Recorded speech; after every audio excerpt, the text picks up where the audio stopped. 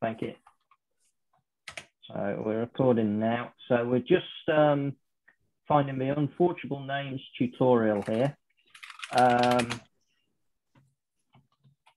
And trying to remember where we were. I think we were around here. I don't think we've done this bit. We've definitely done, we've done this, haven't we? We've done the Hawaiian pizza to go. Unforgeable namespaces. Let's just read from here to get back into it. Okay. Yeah, I don't think we've got that far down it. I can't remember what held us up, but it was a slow week last week. So let's just quickly read this and eventually we'll get to a new exercise. So unforgeable names. We've learned how to receive messages with full comprehension and contract. Last week we spent quite a lot of time figuring out how to how for and contract contract is essentially syntactic sugar for for, and eventually we wrote some rholang to confirm that, if you remember, Kirill. You remember that? Vaguely. And I think I saved it somewhere at X1. So here, that was last week. I'll go. There's that. I'll go on node, our syllabus. Arc. I'll go with that. No, I can't find it. Is this it? Is this the contract? Oh no, that's the output of. I've got it somewhere, but okay, I can't find it. But you're right, Kirill. We did do it, and it's vague to me, but we definitely wrote the same statement using for and contract and showed how the two are related, which I think is important, and we'll find it at some point. And anyway, it's on last week's video. So a variable is considered bound if it has an actual value, channel, or process attached to it. Bound in free variables. Consider this real world example. My name is Sarah. When I speak to my family members about Sarah, they know exactly who I'm talking about because they also know my sister.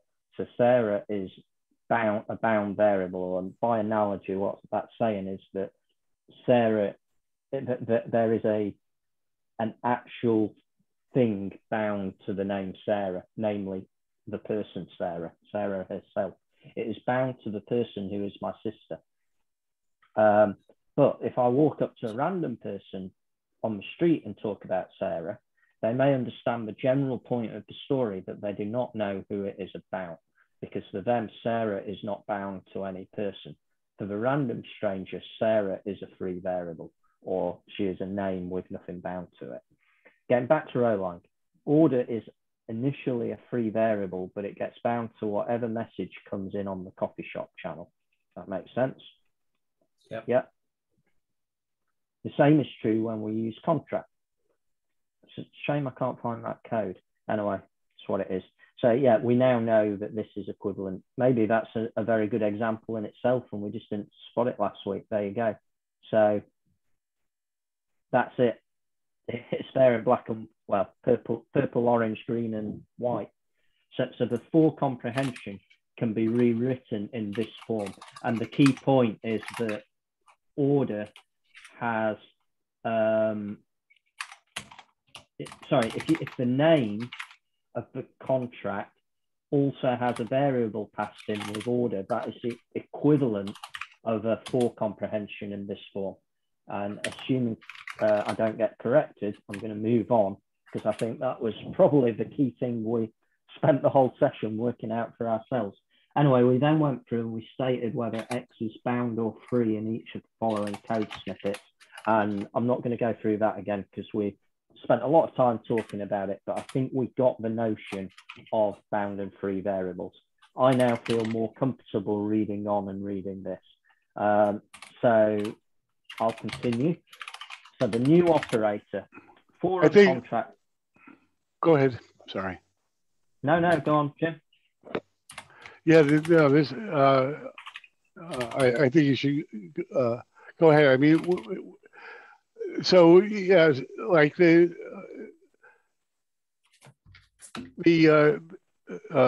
when we do the for comprehension, uh, we we do an input which gets bound to the variable, okay, order. But so order doesn't have any value. It's not bound to anything until we actually read something from coffee shop, and it gets the name order, just like the name Sarah is the sister.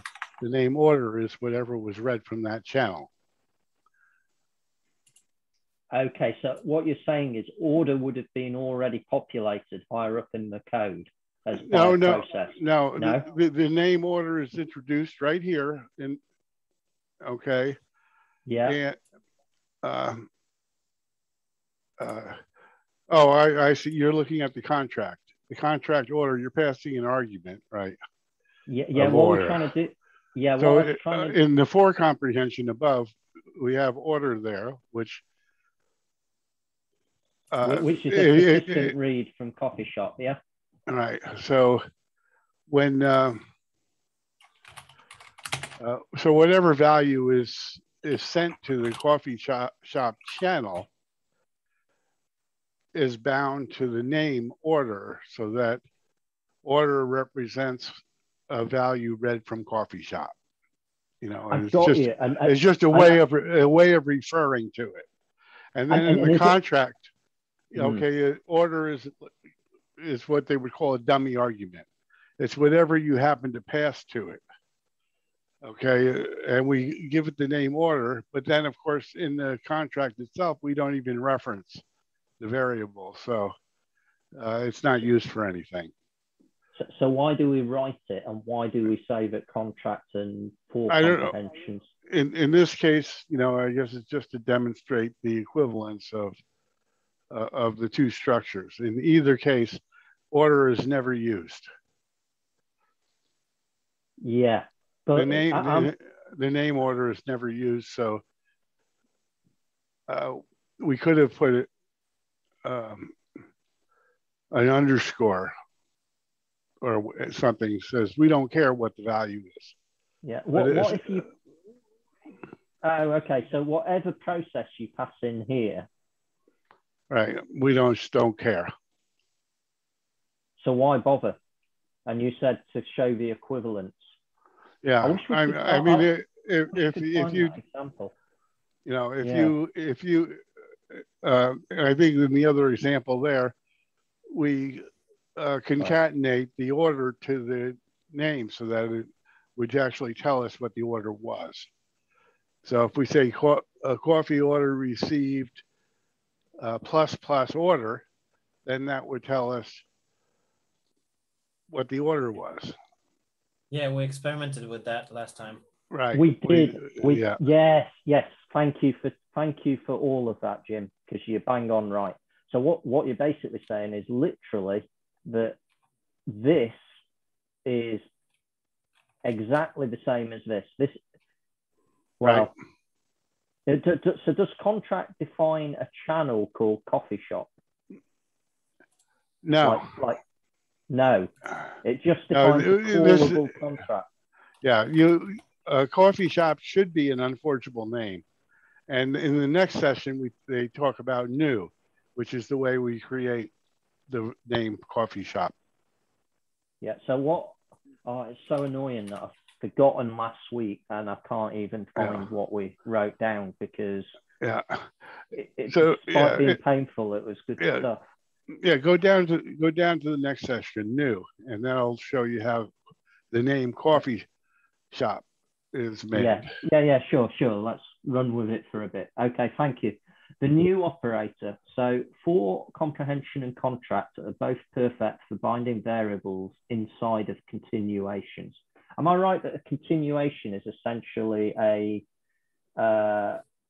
match event or a comma event? No.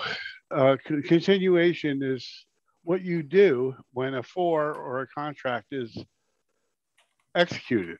The continuation is the process, the code that's implemented. So, for example, so the continuation of the for pizza shop is result order received, sending order received to result. Yeah, got okay, it. That's the continuation. Yeah, because language is important. Yeah, okay, that's great. Thanks, because we didn't get that last week. For and contract, perfect for binding variables inside of continuations. Yeah, that makes sense. It turns out that the new operator also binds variables. What does it do? What does it bind them to? So brand new channels that we can use to send messages on. Okay, so these do become, so new creates a new channel, right, to which the variables can be bound. So now, right. And those are unforgeable names generally. I see. And so when you say contract, you're saying contract channel name. You'll always have created the channel before you call contract. Am I right or wrong? Right. You have to introduce the name pizza shop. Okay. The equivalent there would be for order persistent read from coffee shop, from pizza shop. Pizza shop. Yeah, and understood. If pizza shop didn't exist, you couldn't send anything to it. And in fact, you would get an error because the name would not be recognized. It wouldn't be known. For the order, you can use any name you want.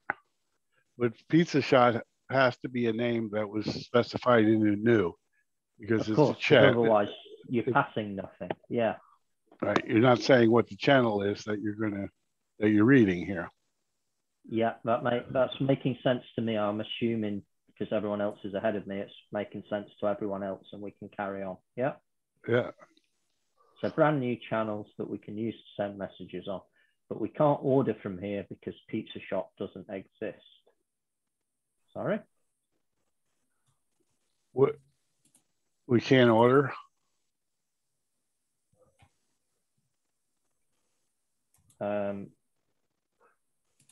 What were you reading there? For and contract are perfect for binding variables inside of continuations. That sentence now makes perfect sense. It turns out that the new operator also binds variables. Fine. What does it bind them to? Brand new channels that we use to send messages on. There we are, sending a message to order. Right.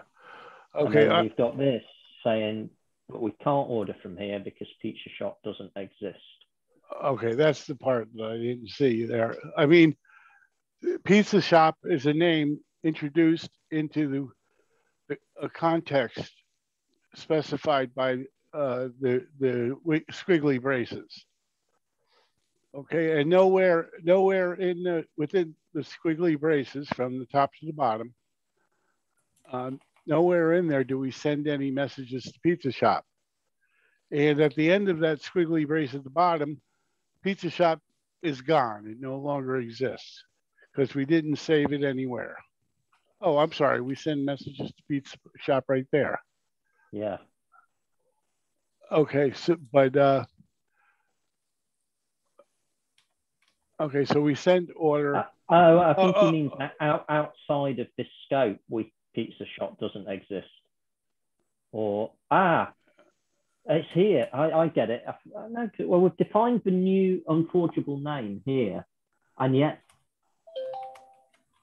I don't know. Well, it does. It defines it and it sends something to it. But what does it mean? Pizza shop. We did this last week. Is going. It's just going to print order received. That's the only thing it does. Okay, we didn't say what the order was. If we said what the order was, then I don't see why it couldn't do orders. But that's another story. Should we just ignore this line? Yeah. Yeah. What happens when you try to order a pizza outside the new restriction? Well, we did that last week and it doesn't work. And obviously that makes sense because that's where it's declared. So it's out of scope. So the error about top level 3 variables, and we understood what top level 3 variables are. And again, I can't remember. Kirill, can you remember? About what? What's your question? It's a name you, yeah, it's a name you introduced without having declared it. Yeah. Okay, a free variable is I guess it's a little confusing what they mean by top level. We can introduce a name that we can, read something into, or we can read a channel into. That's not a top level variable, or not considered a top level variable. But yeah, the name of a contract or whatever would be a top level variable. Anytime you use a name that is, if you use a name that you have not introduced in a new or in a read, then it gives you the error that you can't define that top level free variables are not allowed. Yeah, it has to be assigned to something. Yeah, that's fine. So we learned that all names quote processes. Sorry, thank you, Jim. Yeah, we learned that all names quote processes. So what process does the pizza shop name quote? Try printing the process to result to see some unforgeable hex code. And again, we did that. I know we did last week. So can you remind me, by the way? Unforgeable hex code? Oh, the unforgeable name. Okay, so it points to a channel basically, which is an unforgeable hex code. It does. Yeah.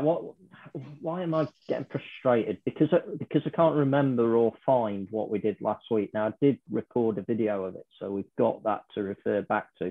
So I'll be all right. But I can't really share it because it's an MP4 because we couldn't record the session because Jim wasn't here. So I can go through it at some point, but I'm just concerned that when we get onto, it's almost like you need to have mastered what's come before in order to do what's coming next, right? And I'm just debating whether we're comfortable enough to carry on. I think we probably are, aren't we, Kirill? Or yeah. Do you feel we need to slow down? No, it's fine. Let's carry on. Cool. Yeah. So thank you, Jim, for giving me, at any rate, just enough to feel comfortable to carry on. So what process does the pizza shop name quote? Try printing the result to see. And we can see the answer. And I remember doing it last week. I guess. Actually, we're not going to see the unforgeable name. I mean, you can, if you want to try it, we'll see what we see. Sure. Is it a capital N for you? No. Thanks. Right. So that's that. Okay. So now what it's asked you to do was print out, was write to result pizza shop. Yeah.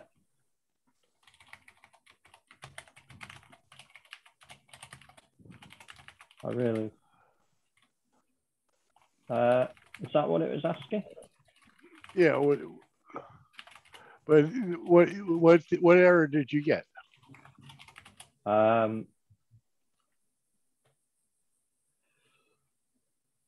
Pizza shop used. Oh, I didn't quote it. Sorry. Yes, thank you. That's it, isn't it? And then we get.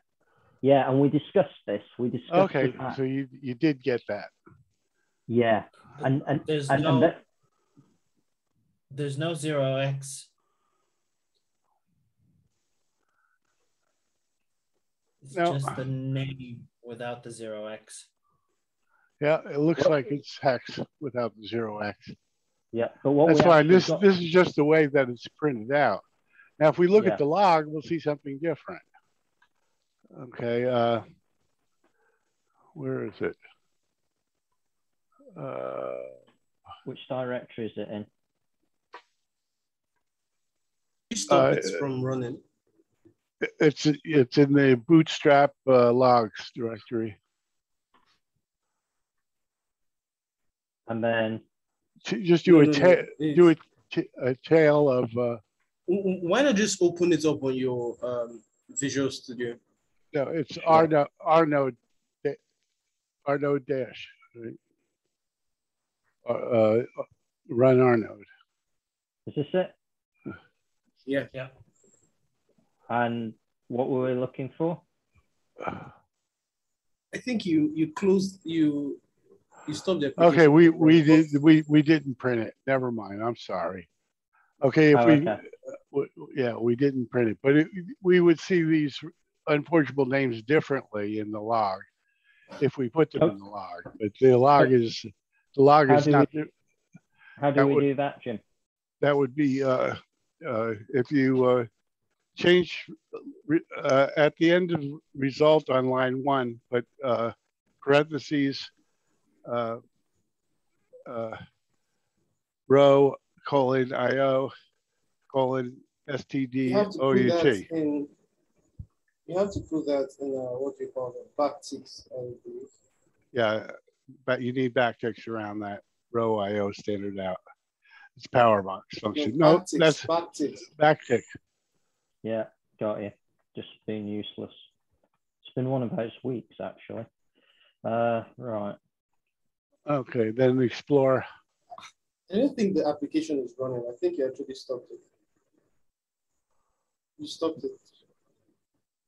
After what? Like Sorry, David. You quit the node process when you wanted to run the check your terminal. Check your terminal. I'm sorry, David. I'm not following. I mean, check your terminal. You quit the node process for the application. So I've clicked explore. Is that what you meant? I mean, check your your terminal, your Ubuntu terminal. Ah, here. No, terminal. Oh. Okay, go. Can you do FG?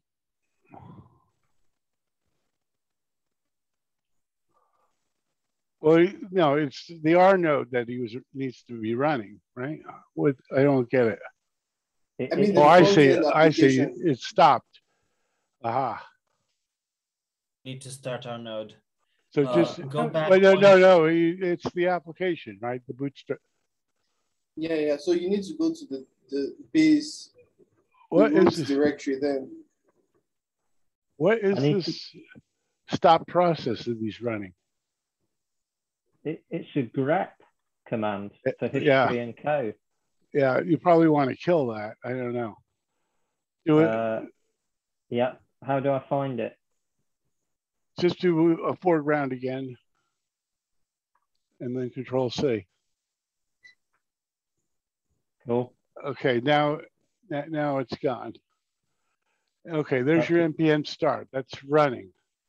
Okay, now you want to put that back in the background. That's still running. Now you have to do Control Z. Yeah. And a BG. BG. Yeah. Yeah.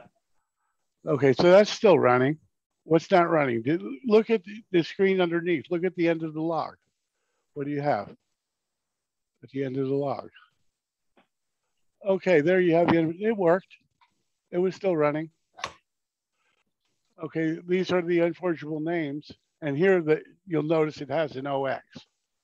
Yeah, there's the one we got reported back. Right. Yeah, and so there's our hex code in the logs. And what I was asking last week, I think, was when we, so that didn't work for whatever reason, right? So if I run that worked. Let's put it in the log. It won't go in the log without that. Oh, I see. Got you. Right. Okay. So that power box built-in function, power box function. And if you can't see something in a result, sometimes if you put it to the log, you'll see it. It's worth not everything will print out in the result unless it goes to the log. And that's really a bug that isn't finished. Yeah, I follow. And then what I was asking last week is this stored in our space somewhere, and what is it? So what is this? That's this hex code here. That's just a printable name for the unforgeable. Yeah, but in other words, we can't use this value to forge the name, but the name will always generate this code. So we're able to check to see if a name is equal to another name, for example. Yeah, so I was looking at this JSON-esque representation, which looks to me like a key value pair. Well, yes, it's just saying what type it is. The type is unforgeable, private name. Yeah. And then the value. So, and that's, as an object, that's how you would look at it. Yeah, and is this fair enough? So is an object or a JSON object or whatever, is this stored in our space or where? You just printed it out. It wasn't stored anywhere. So it's just in the runtime. Never write it out to our space. These names go away as soon as it's done. With of course they do. Of course they do, and they would have to, because whether they're memory references. We're not saving it anywhere. So instead, this data represents the name Pizza Shop. Understood. Okay. Yeah. So Pizza Shop is what you call it, but as far what the R node calls runtime calls it this name, which refers to the unforgeable name. We can't use this as a name, but we can. All right. Passing by reference, I don't know. It doesn't really matter because it's implementation details. The takeaway message is that at runtime, Pizza Shop gets an unforgeable name, which is hex code assigned to it, that only lasts for the duration of that code snippet and then dies. And that's important because it means it can't be referenced by malicious actors outside of the code. Is that correct summary? Yes. And, in order to give someone access to it, you have to give them the name. And that's how we do capability programming. In other words, if you gave someone the unforgeable name Pizza Shop, well, you can't do it outside of our node. There's no way you can get that name outside. It's unforgeable. But we can store it somewhere and somebody else could pick it up. If we put it in a place where they can get it. And that's how we share capabilities. Oh, that's interesting. Yes, because capabilities are scopes of code, right? Capabilities are generally names. I mean, they can be. I suppose you could have implemented a process, but you write a contract, and the contract has a name. If you want somebody to be able to execute that contract, you have to give them the name, the unforgeable name. Otherwise, it goes away right after you define the contract. It goes away immediately, and nobody can ever use the contract. And am I right that when we get onto bundles, that will cover our security of who can see what? Yeah.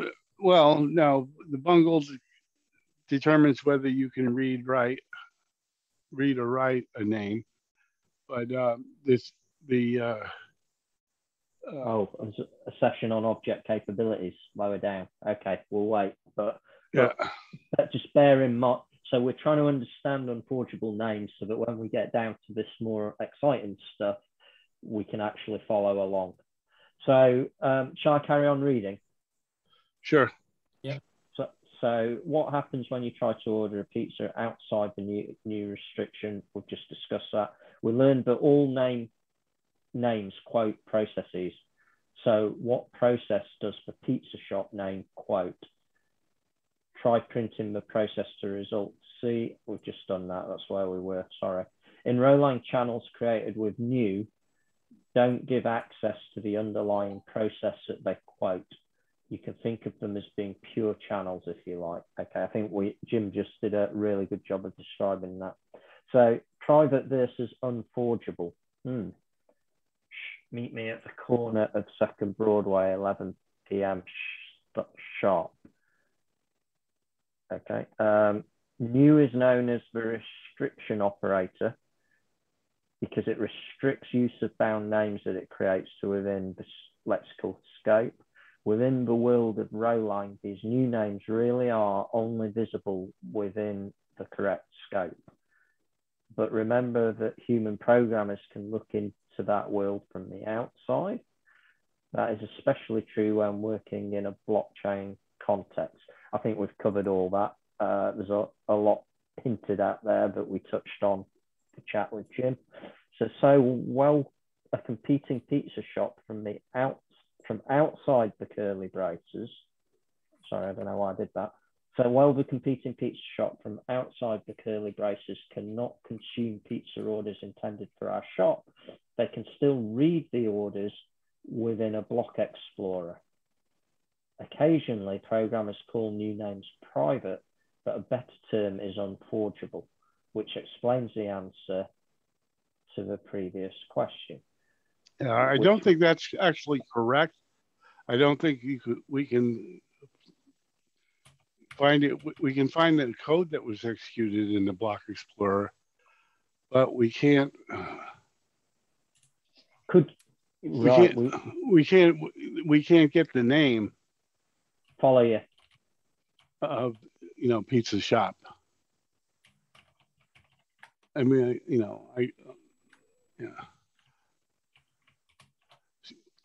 So yeah, that's, I guess, should be corrected because it's not true. Yeah. The orders are basically gone.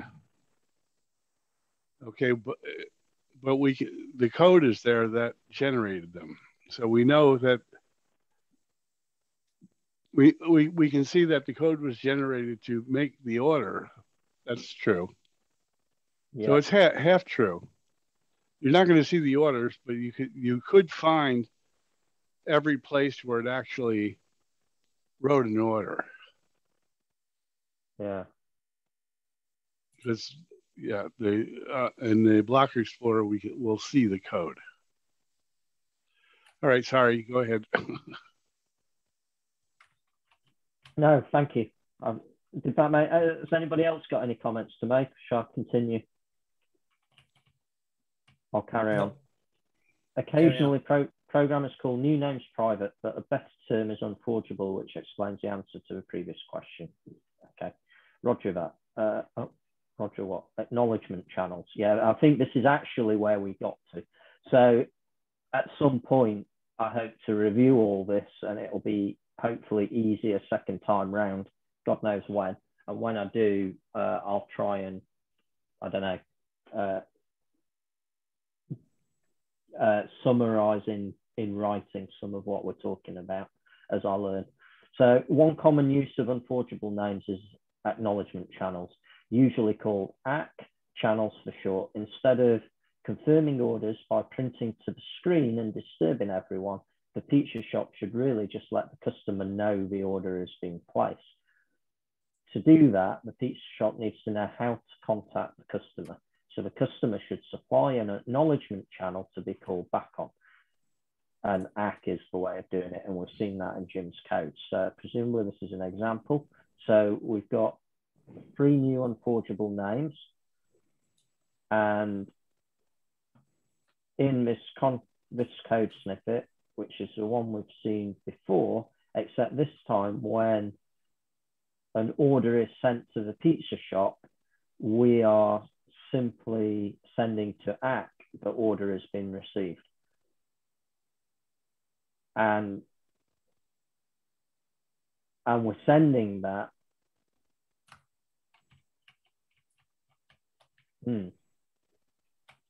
Okay, and then Pizza Shop now has 2 arguments on the send channel, right?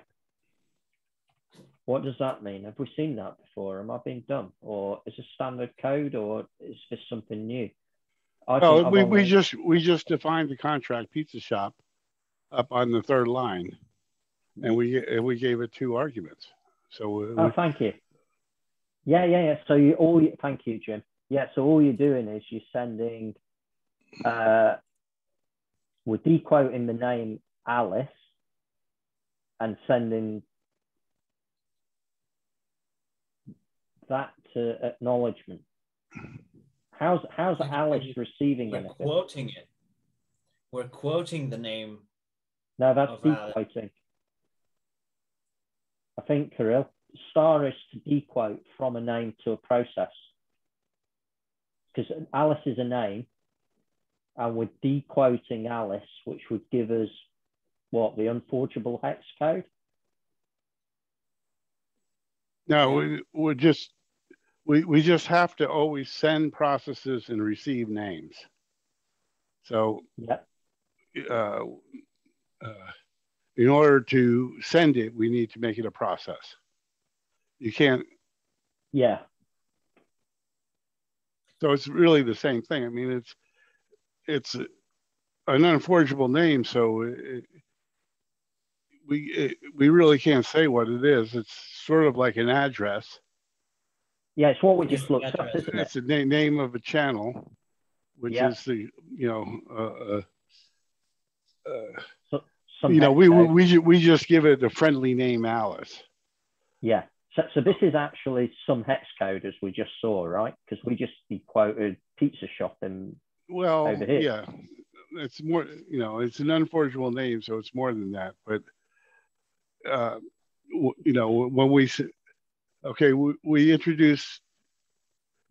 we're introducing names, Alice, Bob, and Pizza Shop. So in what sense is it?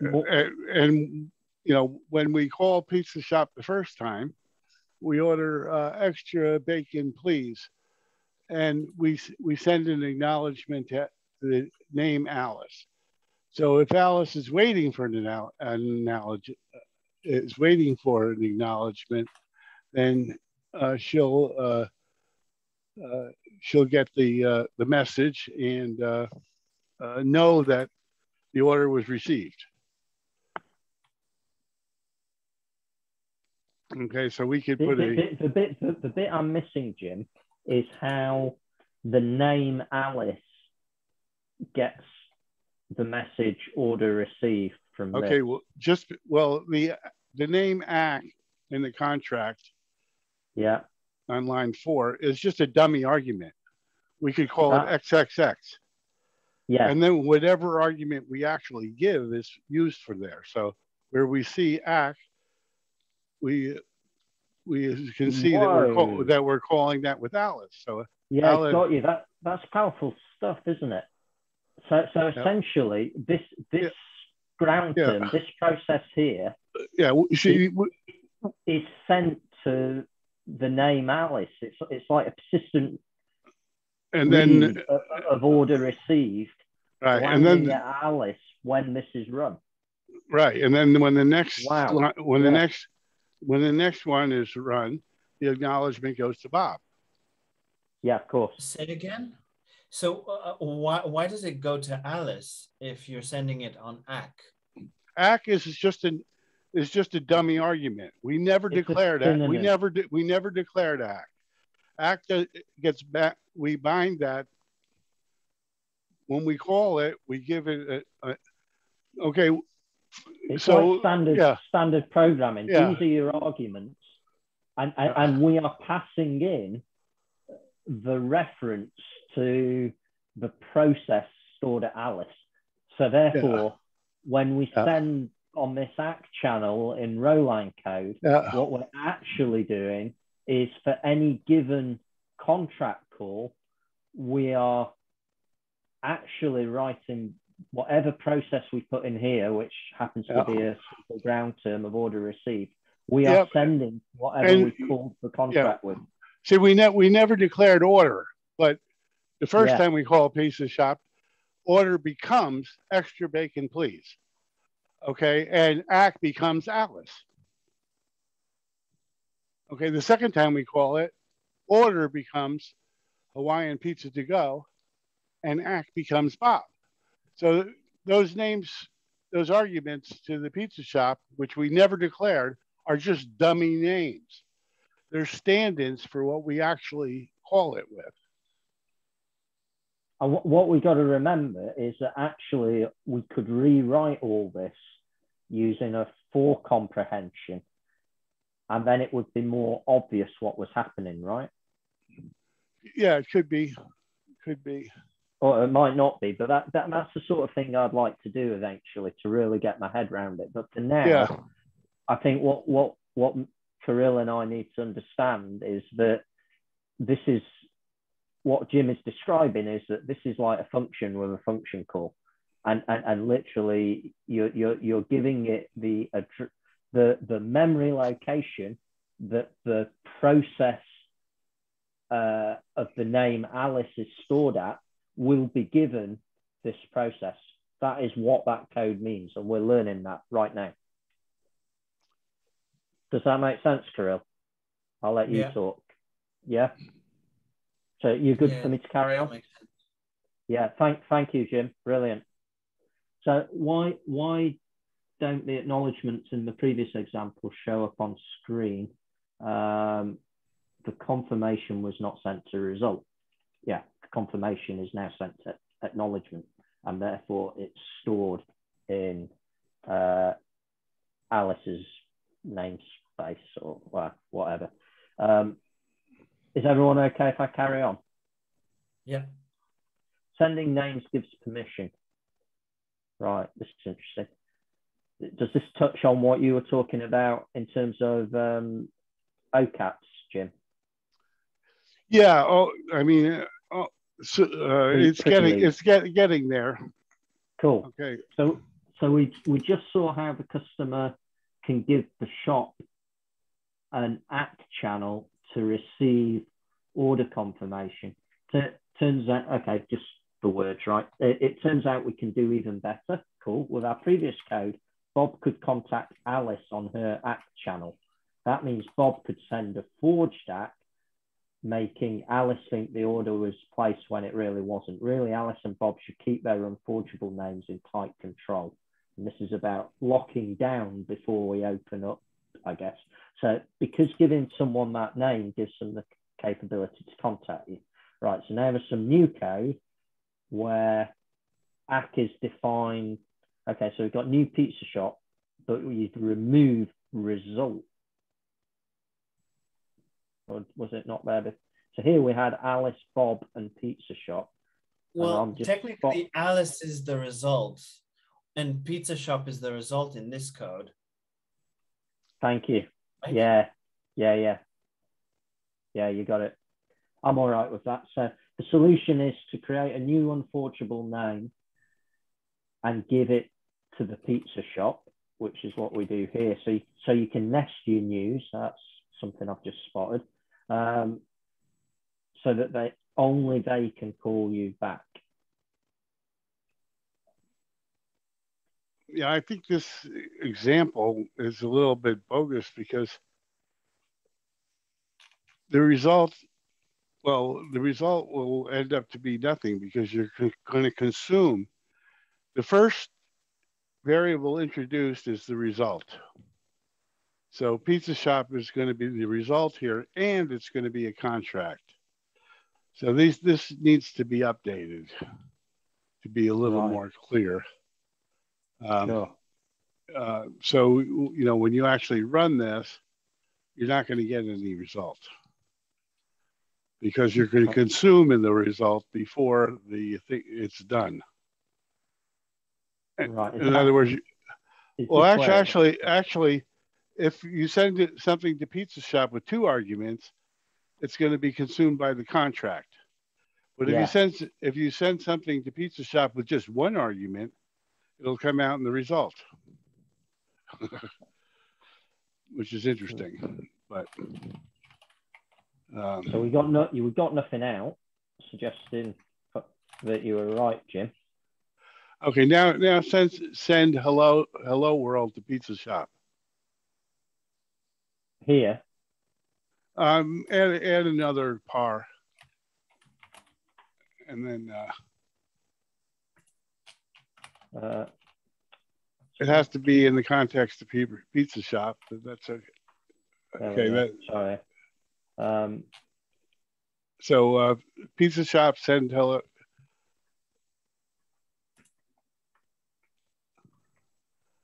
world. You need parentheses around it. Okay, let's try that. And we see we got hello world now. Okay, but now add a second argument, hello world, comma, 42, whatever. Sure. Okay, now we get nothing again because we sent two arguments to it. It did order received here. Yeah. Okay, so that's interesting. So what you're saying is, just to confuse you, if line 5 you add a par, or after line 5, and then send order to pizza shop. So pizza shop send order.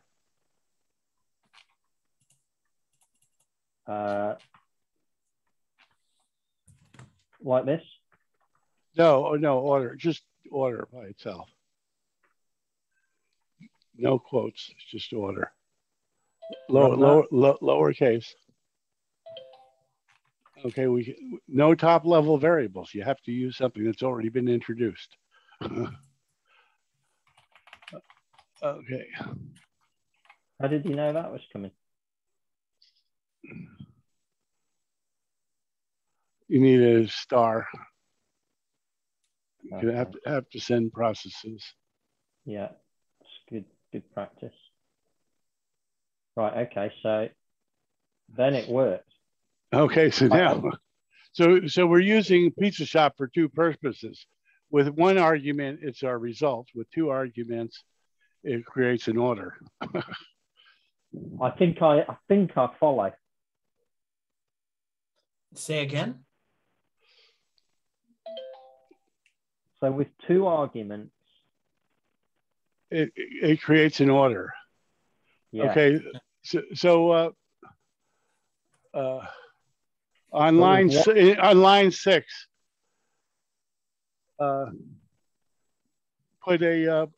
6, put plus received there.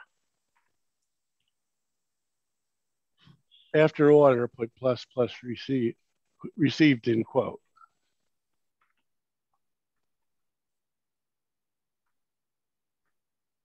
Okay, now run it and you see what you get. Yeah. Okay, so we can see we received two orders. Nice. Right? Whereas here, okay, now if you take off the 42, then it's. So in terms of generalizing what's happening here, what we're saying is any contracts will take preference over a return. No. We're saying that a for or a contract is only executed if the pattern is received. Matches. And the pattern here is two arguments. Got you. Okay, so there can be other things in the pattern, which we'll learn later. But if we don't match the pattern of two arguments, it's not going to call pizza shop. Okay, right. And in this case, because it's the first variable introduced, it's the result. So and that's why I'm seeing all three. Got it. Because all three is the result. That's interesting. 4234. Yeah. That's cool how it did that. It's what, cool or concerning? No, I mean, it's cool. 3 arguments doesn't match 2 arguments, so. Yeah. What happens if I do that? I get nothing because pizza shop is no longer the first argument. So it runs. Right, but you don't see it. But why did we not see Alice? Because Alice is not the result. He's not the first variable introduced in this evaluation. Whereas if I do that and make it the first again, then we get this because of that. So it's only because it's the first variable. So I could now get rid of this just to deconfuse the issue. That was interesting. Thanks, Jim. And I could explore again, right? Okay, so everything's working as we believe. But if I do that so that pizza shop is now the second variable, I won't get anything here. And, you know, I mean, that's probably not what you want to do. You probably want to call it A. And then, so on line 6, if we say A, order received, instead of pizza shop, we say A. Yeah. Okay, now if we execute it, we just get the order received. And we don't. Okay. Cool. This is all good playing around, I think. Shall I go back and read on, or? Yeah, go back and read on. Cool. So the solution is to create an unforgeable name and get. I think have we read this? Even though pizza. No. So okay. So we're seeing this new code, which we've just spent a bit of time on. The solution is to create a solution to what? We just saw how the customer can give the shop an ACK channel. Turns out we can do even better. We basically want to hide ACK from Bob. So we've created this new code, which Jim pointed out is potentially a little bit bogus. Can't remember. But the solution is to make it private, is to create a new unforgeable name and give it to the pizza shop so that only they can call you back. That makes sense. So in other words, you create this within the continuation, might as well use the right language now, that was created with pizza shop. And that way, no one outside of this code is able to call Alice back. Yeah, technically, process here is not called the continuation because it's not the result of a COM event. Okay, so, you know, we're not in a for loop. Yeah. Okay, a wait for, not a for. For is not a loop. Sorry, yeah. But yeah, a contract or a for has a continuation. So this is a continuation. If the pattern is matched, then we run the code. Yeah. Okay. So that that's a nice way of putting what you just showed us over here. Yeah. Right? If the pattern is matched, the 2-argument pattern is matched, we run the continuation. We run the continuation, which is that. Got Right. it. And therefore, this is scoping of a declaration of a new channel, whereas this is actually a continuation of a contract or for comprehension. Right. Code there. Okay. So solution is create a new unforgeable name, give it to pizza shop so that only they can call it back. Even though pizza shop outside of the new Alice, it can still send on the channel because Alice gave it the channel's name. Yeah. The channel's name being that. Right. So okay. And now, why is this a wonderful way to delegate privileges? Well, I think he's going to go into that maybe, but there's no way that Bob can send to Alice. Okay. Yeah. You know, it's granularity. It's very. Yeah, it's a. I guess there's a lot of information on why it's a better security model. I mean, the alternative generally is access control lists. We would have some manager somewhere that would determine who could write to the Alice channel. Got you. So what you're saying is it's secure. It's in the code. It's code-driven Right. security. Right. Exactly. It's it's and you can define the granularity of what you want to give access to without having a centralized or even decentralized security list, access control list anyway. right. Yeah, but you have to do something else. You have to have a way of sending it. And this is showing you a way of sending it. We can send it to Pizza Shop. We can send Alice to Pizza Shop. And that gives Pizza Shop the ability to send us something. But we haven't shown how we can give Pizza Shop to multiple people. And that's I don't know that the tutorial gets into that. Certainly we get into that with the Argov in terms of inboxes. We send things to people in inboxes, and that's the way they we send them capabilities. Nice. Let's carry on, and not, because we have got a section on object capabilities. Yeah. You continue. Continue. Let me take care of the dog. I'll be back. Great. So in this example, we trust the shop to only send. I was just going to open the gate. Channel, but notice that it could also receive if it wanted to. In this example, we trust the shop to only send on the ACK channel, but notice that it could also receive if it wanted to. Okay, let's look at that code. Only. What does that mean? Trust the shop to only send on the ACK channel. I mean, we can read Alice. In this case, we didn't read Alice. Nobody ever read. Yeah. So you could read what sort. Right? So rather than send something to this location, not rather than. But we could have peeked. So we could have peeked at what was in Alice when we were given it.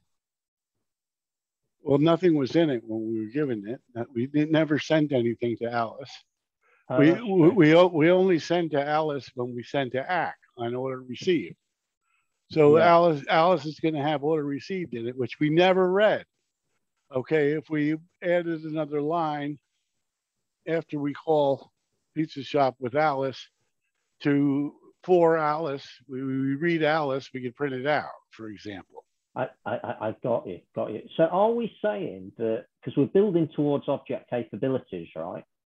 Are we saying that bundles means that built into rholang is quite sophisticated OCAP capability via these bundles? We haven't gotten to bundles yet. Bundles only can restrict it to reading or writing or nothing. So if we wanted people to be able to read Alice, okay, to just be able to write Alice and not be able to read it, okay, then we would do a bundle plus Alice here. Yeah. Okay, and that way the Pizza Shop could write to Alice but could not read it. Got it. So that would be more secure. Yes. Yeah, got it. So Bob also wants to order a pizza and give an unforgeable ACK channel. Where should he create his unforgeable ACK channel? On his own line after the Alice code. Yeah, that's fairly obvious, I think. Okay, but does that mean he's got to see this same code? This seems a bit weird. Maybe it's a bit contrived, right? I think the message has been received and we move on. Do you agree, Jim? Maybe it's tending to the dog. I'll carry on. Shout if anybody's any objections. So standard out, standard error, standard out ACK, and standard error ACK. Now that you understand ACK channels, you should know about ways to print to the rnode log file. There are channels called standard out, standard out ACK, and standard ACK. They work just like cousins their cousin's result from lesson 1, but they print to the Arno log, just as Jim demonstrated, right? So, okay, so I'm not going to spend too much time on this if we don't have to, because I think it looks fairly straightforward. So, interesting. Right, okay, so not only is this so this is a powerbox function, row.io, standard out and standard out ack. These are just presumably names that we're using in this code, new channel. And what we're essentially saying is that whatever we're trying to work out here is in this scope. Okay. And then we're using this name in the standard way to send something to. And we're sending print some words star my app channel. Okay. So that's dereferencing this unforgeable name. It should be some hex. It's sending it to std out acknowledgement channel. And then result will print it to screen as well, will it? Oh no, wait a minute. Where's result come from? So I'm going to run this code, if you agree. I think it's going to error. You're right. You're better than me. Top level 3 variables are not allowed. Is that this? It's not been declared. Go down. Top level 3 variables are not allowed. Not allowed. Yeah, well, this isn't allowed, right? It doesn't exist. Where have we declared it? It's a top level. Yeah. So, where's yeah, and this is a top level, right? New. Yeah, but it's not. It's inside of full. It's inside of full comprehension, so it's not top level, is it? I think it's top level in the sense that it's been declared nowhere. So I could declare it here, and then I think code will run, but I might be wrong. What? I'm still wrong. Standard out is now a problem. What's your error? Where are you? Oh, wait a minute. I didn't put a comma in. Okay, if you want something on result, you have to put result first. Yeah, we're trying to correct the code. So the code we pasted in was that, Jim. And when we ran it, we got an error. And the error is about top level 3 variables not allowed. We identified that was result, and that's when you got back. So I'm going to put that there now and try again. And then we get this now. The code's run. So presumably this has also done something. And that will be a and that'll be in the log, will it, in some way? But okay. Did we what did we write to standard out act? We didn't write anything. I don't see anywhere we wrote to standard out act. Well, it did work because it's print some words is in the log. Look back at the thing. Where does it say? Where's the command that prints some word? Oh, there we go. Yeah. So now we need to understand how. So we understand that this is a power box function. We understand that this is a power box function. We believe, if we're right, that these are nothing more than names, including this and this. I could call this XYZ if I wanted, right? And the code would still run. Is that right? And ABC. Obviously, I'd have to change to ABC here. But I think that'll still run and do exactly the same thing. Received an acknowledgement and an extra print some words. So I was right on that. But the key thing that's happening is this variable that we're passing in on these 2 channels, which would be a dummy variable, as Jim described before. And we're now replacing that with these power box functions. And what we're learning is that standard out and standard out ack both log a message. Yep. Now take off the second argument on line 5 and see what happens. Okay, I'm going to try and do that with a comment. Standard out ACK takes 2 arguments, presenting 1. So if you explore now, you get a problem. What do you get? I've got nothing. Got this, no result.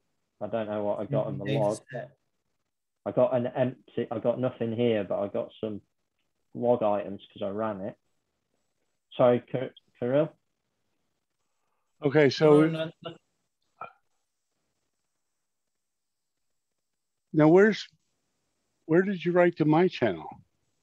My ACK channel. You never read. Oh, we took it off, right? Right. So nothing got written there. So we didn't receive it. Okay. Yeah. So can I ask a question before we perhaps go back to the code? I might just change these back because it helps me ask my question. Or maybe it doesn't. What's happening here then? So I get that these are built-ins, right? I get that they're Powerbox functions, but 2 questions. One is, what's happening when this built-in is passed in instead of a dummy variable? And second question is, what's the difference between standard out and standard out ACK?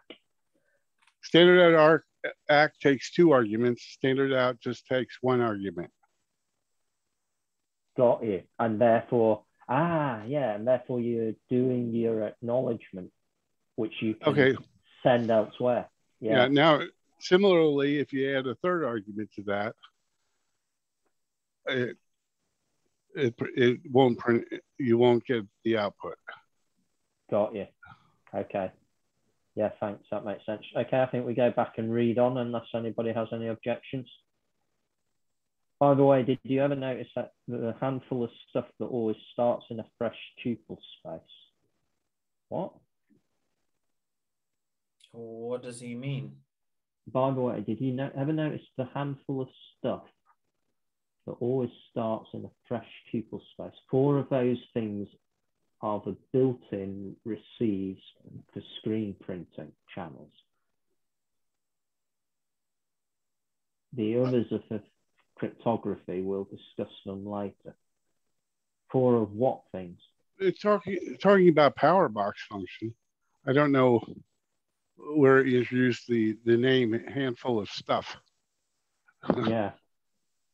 Okay. So did you? Let's ignore that. So by the way, did you ever notice that Powerbox functions always starts in a fresh tuple space? Is that what he means, Jim? No. Powerbox function starts in a fresh tuple space? Okay, 4 of those things are built-in receives. We understand that. I think that's these things, right? Yeah, so he's basically saying these are Powerbox. There are 4 Powerbox functions, right? So the 4 Powerbox functions are the built-in receives for screen printing channels. Okay, so we understand that line. The other Powerbox functions are for cryptography, and we'll discuss them later. I think that's what he's saying there. Right, and they're not, and it's not just cryptography. It's for accessing blocks and doing other stuff as well.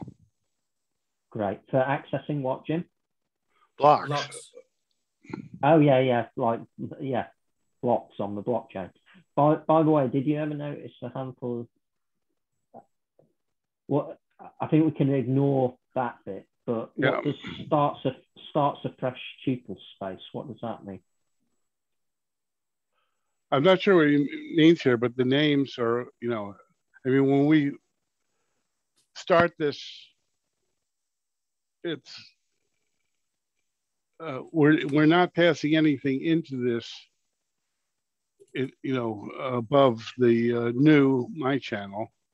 Yeah. Okay, so this tuple space is independent of everything else. That's all I can think of. It's like no. I think so. Right. So he declared standard out within this context, but it's always as if it has never been declared before. It has to be declared in every context. That makes sense. So is there a, I'm sort of thinking in terms of databases. I know everything's key value, but that's a 2-column database, right? So is he saying you literally get a different table? I doubt it. Or is he saying this is the start of inserting new rows in the tuple space, and they're all tuple space. Tuple space has sends and receives in it. Every time we start off, there's no sends and there's no received. Yeah. Okay, so before we send or receive anything, we have an empty tuple space. And I would agree. I would agree with that, Jim. So in my head, my working model, which feel free to correct, is that when we declare a new name, that goes into the name column, the key column of the tuple space. And when we eventually, so we declare a new name, and when we eventually send a process to it. Now, nothing goes into the tuple space until we do a send or receive. Right, but when we do that, you'd get what? The standard out ack name might be the key, and then the process stored in it would be print some words. That's kind of how I'm seeing it. So let me do it on result because it's less complex because it hasn't got this two argument thing that I'm just starting to understand. So almost destroys my model. I'm sorry to say clearly. The standard out and standard out act declarations in the new create a receive in the tuple space. Okay, so so there's a receive in the tuple space implied there. So when we send the standard out, it's going to receive it and print it on the log. Okay, so So I'd always imagined that, say here where we declare it, you would make an entry in the tuple space, which would have it would be right. There would be the two things: the name standard out and the nil process. And then when you write to the where do you get the nil process? I'm making it up in my mental model. So if I just look at the result, just because it's simpler, I recognize this might be incorrect and feel free to correct me, but I'm always thinking, okay, so if a new result would create, in my mind, key result, process, the value, nil. And then when you execute this line, it would go and update that. So it would go key result, value, received an acknowledgement. Is that model decent or is that wrong, do you think, Jim? Yeah, it's decent. Yeah, it's okay. Yeah, I think what he intended to do here was, result is not here. So when this was updated, I think it was updated wrong. I think where he has result there is what he wanted was standard out, to show the difference between standard out and standard out act. Because right now he doesn't send anything. And we have to correct it. So that makes sense. So, and he never uses standard out. So why did he bother putting it in? So okay, let's try that. I can find it. Yeah, let's just execute that. Thanks, Jim. Hi. You have to look in the log for standard out. Oh, wait, you got an error. Yeah. What's the error? Wrong. Oh, I've dropped the new. Don't know how I managed that. I didn't copy it in because that fixed it. No. Syntax error, end of file. Well, I'm missing a quote as well. I think I must be missing a curly brace or something. That's a guess. Yeah. Look at the log. Yeah. Print some words, received an acknowledgement. So now we've got both, which is great. Yeah. Right. In the log. So it's a bit weird that standard out writes to the log and not the console app. Well, or is it not? Is that my lack of knowledge of your Unix? Yeah. Technically, it's the console. Yeah, the log is sort of the console, right? Yeah, that's fine. Should we carry on? Or yeah, carry on. Exercise. Result. Hopefully, we can do some of these in our heads. Result. Send 1 to result, or 2 to result, or 3 to result. Notice this program does not print the numbers in any particular order. Yeah, that concurrency. Imagine really need these lines to print in order. So Kirill cleverly came up with a way of writing things in order last week. Modify the code, or the week before, modify the code to use ACK channels and ensure that the numbers get printed in order. Oh, okay. Whoa, so that's not actually trivial, is it?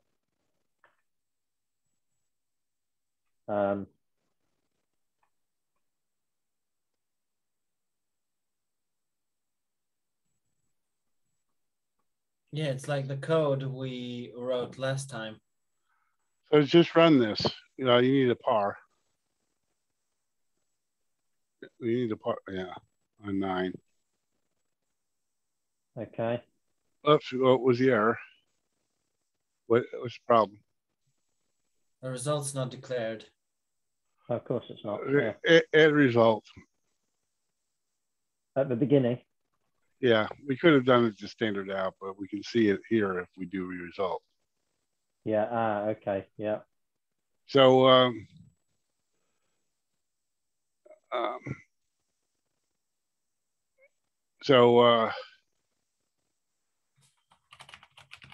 oh, I see. They wanted the example to be to standard out. They did. So you can take. So that's another error. What? No, there's another. Yeah, these examples need to be fixed. Yeah, so it's like that. Yeah.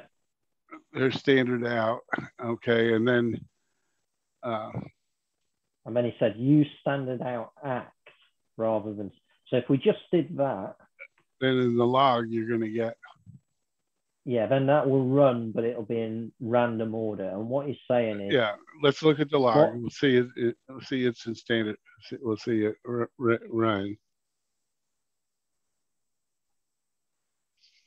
Yeah, 312. Okay. So now, how do you get them in order? Is the question. That's a hard problem. I mean, it's not hard, but considering where what they've covered in the Now Kirill solved this last week. Have you got your code, Kirill? Because I don't think it's. Yeah, but I don't want to look at it. Okay. So I know you used an underscore, but I'm trying to remember it, and that's not the way to do it. We got to work it out, right? Well, it's with an acknowledgement. Yeah. Yeah, so we want to pass the acknowledgement, right? Yeah. Essentially, we want to do 1 here. So we possibly let's go with standard out ACK and put 1 in here, and then get rid of that one, and then put. What are you doing? I'm probably messing it up, Jim. But what I'm trying to do is make sure that this has to run first in order that it then gets passed to acknowledgement. Yeah, if you want them in order, you have to get an acknowledgement from all 3 of them, and I mean, the way that you're trying to make things in order. So why don't you make a new Act 1, Act 2, Act 3? Yeah. That makes sense. Thanks. Wait, no, that's not where. Oh. Now am I messing up? Yeah. There's no standard Act 1, 2. No. Power box functions. No, I've not. Well, why would you have three names for the same thing? Take that off. Take those off. You don't need three names for the same thing. But yeah, you do need to declare your ACK channels. So on line 1, define ACK 1, ACK 2, ACK 3. Add 3 variables to that line. No, don't change that. I wasn't doing. Sorry. Oh, okay. Yeah, 1. No, 2. just not standard ACK. Just ACK. Just ACK. Just ACK. Just an acknowledgement. Sorry, yes, I am being done. I'm getting there slowly. Okay. And then this. And now when you write 1, 2, and 3, where do you go? Have I messed up or am I okay? Yeah, just go put it back the way it was. Standard ACK 1. Okay. 2. You want standard ACK 1. You want to send 1, comma, ACK 1. Yeah. In par with. Like that pattern. Right. So you change them all to and standard. I need my standard, yeah. And I need my first one back, right? You need them all to be standard out ACK, not standard out. Of course I do. Why standard ACK? What does standard ACK mean? Standard ACK takes 2 arguments. But it's got this. Takes 2 arguments. Yeah. Okay. An ACK channel takes an ACK channel. So I'm going to get rid of this. We'll rewrite it if we need to. Is this getting closer to what we actually want, Jim? Right. I think so. So now you want to when you get ACK, you want to do a 4 in power with all of that. Yeah. Okay, you want to do a 4. I don't know. You can say underscore. You can say anything. In from ACK 1. No, that's a persistent read. Don't do a persistent read. Okay, and then you can.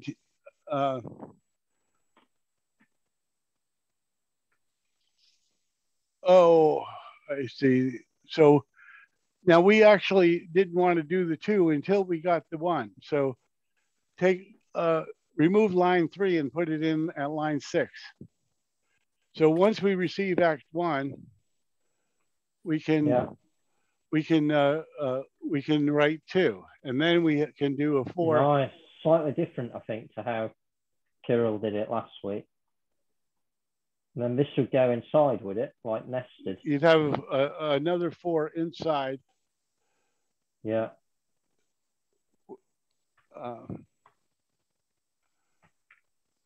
Yeah. Then you would do the 3. Am I close? Right. Now, actually, for the third one, we don't really need to use standard out ACK because we don't care we never read ACK 3. So we can just do a regular standard out. Yeah. Like that. And you need a parentheses after standard out. Bang. And then you have to take off the ACK 3 on line 5. Oh, yes.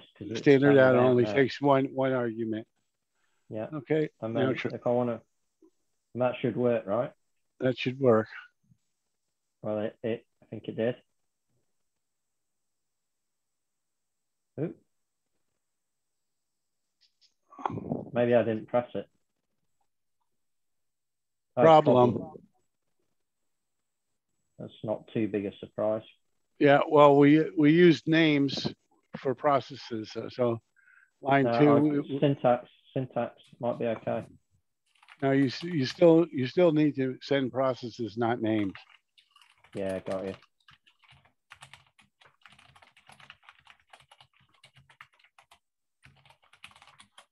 Despite my incompetence, I think I am getting better.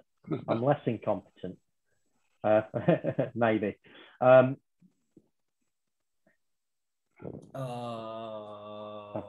yeah. In the for statement, you want to, it has to be a name. Yeah, my bad. Now what? Top level 3 variables are not allowed. It's good that I have to debug. Top level 3, but have we not? No, that's fine. Look at what name does it say in the error? I didn't think it did, but I might be wrong. It does say. STD out. Stand out.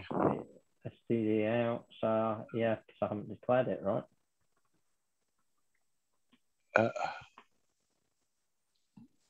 Finally, it runs. No, well, wait a second, but it didn't write the standard out.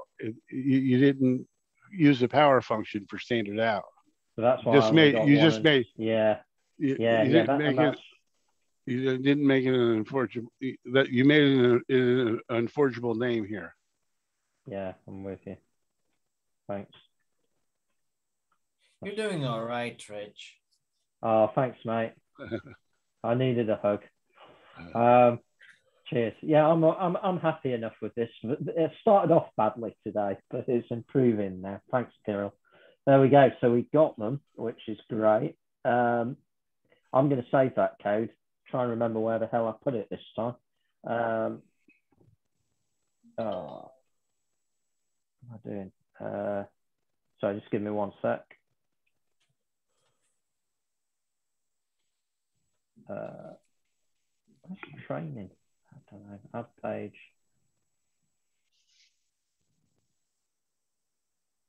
Oops. And I'll call this shall be controlling order with standard to log. That'll do. I'll know what it is when I see it. Cool. So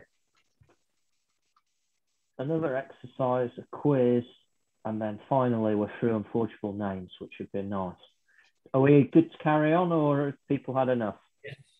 Yes. Okay, so predict how this program will run, what it outputs and how it reduces in the tuple space. Then run it to test your prediction. So we've got a channel. We're sending hi there. Results not declared. That error. Yeah. Agreed.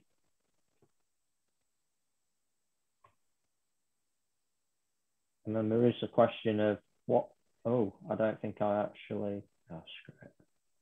I'll learn to do it again. So on the top level 3, yeah. And we know what happened. What was he trying to do? It's outside of the scope. Oh, yeah. Yeah. Okay, so what happens if we, I mean, obviously it's still going to error because of the result thing, right? Yeah. Okay, so then what should we do with this? So what's this doing then? So it's declaring a new channel. It's either sending hi there on that new channel, or it's running a for comprehension where it puts in message from the hi there, which means that has to have run first. So this will wait for this. Message is allowed undeclared, I believe, because it can be created at that point and populated with whatever's in my channel, which is going to be hi there. And then they can output the result of the dereferencing of message, which would be hi there, but that will only work if we add result here. And if we do and we explore it, we got what we'd expect. I think that's it. Do you agree? Yeah. Cool. Well spotted.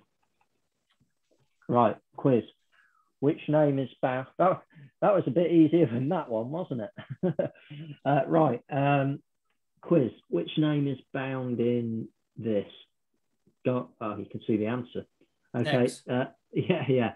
X, correct. And the reason is that it is guaranteed to be populated with whatever is in Y. Which name is bound in new X in null? X. Why? Well, because when you declare it there, it's already pointing to an address. Yeah. It's pointing to an address. Yeah. Kind of agree with you. In my model, it's because X is the key in a tuple space and it's assigned the nil process until you send something to it, which might not be quite right, but that's what I'm working with and it fits with that. I think we don't actually know why,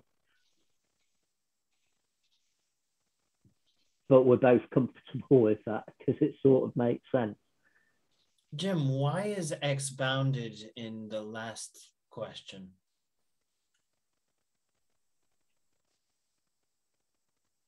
I'm sorry, I'm working on something else here. Don't worry, Jim. I can answer it actually, Kirill. Now, it's a new unforgeable name, right? So it's gonna. If you dequote that, we know we'll get a hex value out, which means that X is bounded to that hex value. Yeah. If pizza shop is a name, then what is at pizza shop? It's invalid syntax, yeah, because you're trying to quote to a name something that's already a name. Yeah. Why did the pizza ACK code send star Bob as an ACK channel instead of Bob? Because sends have to be processes. Because Bob is a channel, but we have to send processes. Yeah. You happy? Why did pizza ACK code send Bob as an ACK channel instead of Bob?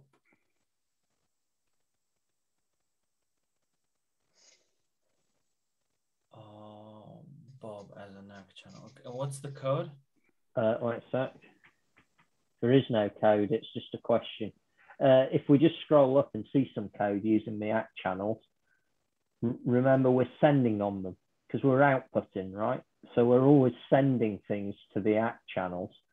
So the question is, why do you have to dequote it? Because Bob is a channel, but we have to send process. Yeah. Yeah, exactly. Yeah. I think you're just getting a bit tired, mate. Yeah. I think we're done. Finally, we've done it. We got through your unforgeable names. I've got longer, but maybe it's time to call it a night. Perhaps Jim needs a rest. What do you think? Did you have a question for me? We resolved it. Thank you, Jim. All right. Shall we call it a night, Kirill? We can continue tomorrow with Jim, and if you want, you can join in as well. If you're okay. Free. Well, tomorrow we were going to work on chat, right? Yeah. I don't. What time are you doing it, Kirill? Well, it's after 7, maybe 8. I don't think I can, mate, because I've got quite a lot to do on my actual work, and I'm going to have to work Friday and Saturday to catch up because I've basically not worked this week. I've basically been on off-chain Discord. So I think I'll pass. But what I might do is carry on now and have a look at just review stuff because I've actually got some time now. I'm not going to go back to my work tonight. So I might grab a cup of tea and for the first time ever, review some, just go over some old code. Okay.